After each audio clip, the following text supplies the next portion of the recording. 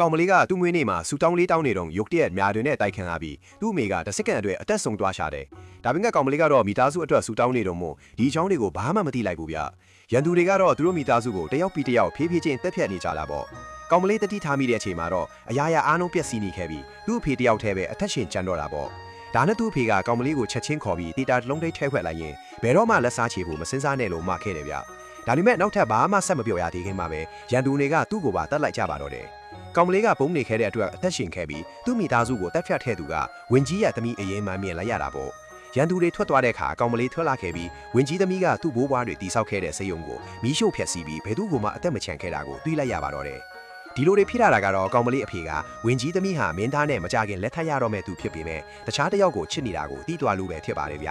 ဒါကြောင့်သူ့လျှို့ဝှက်ချက်ကိုဖုံးကွယ်ဖို့အတွက်မိသားစုတစ်ခုလုံးကိုရှင်းပြလိုက်တာပါပဲကောင်မလေးဒီအကြောင်းကိုတီးလိုက်ရတာနဲ့ဒေါသအမျက်တွေထွက်ပြီးလက်စားချေဖို့ဆုံးဖြတ်လိုက်ပါတော့တယ်ပထမဆုံးအနေနဲ့သူမက plastic surgery လုပ်ပြီးဝင်ကြီးသမီးနဲ့မျက်နှာချင်းအထပ်ထပ်တူအောင်ဖန်တီးလိုက်ပါတယ်ပြီးတော့ဝင်ကြီးအိမ်မှာအိမ်ဖော်တယောက်အနေနဲ့ဝင်ရောက်အလုပ်လုပ်ပါတော့တယ်တရက်မှာတော့ဝင်ကြီးကတော့အတွက်လက်ဖက်ရည်လာချပေးရင်သူ့အာယုံဆိုင်မှုကိုရဖို့တမင်တကာလက်ဖက်ရည်ကိုဖိတ်ချလိုက်ပါလေဗျဝင်ကြီးကတော့ကကောင်မလေးကိုဒေါသတကြီးကြီးလိုက်ခဲ့ခါသူမတော်တော်လေးအံ့ဩသွားခဲ့တာပေါ့ကောင်မလေးရဲ့မျက်နှာကသူ့သမီးနဲ့ထပ်တူနီးပါတူနီလို့လေ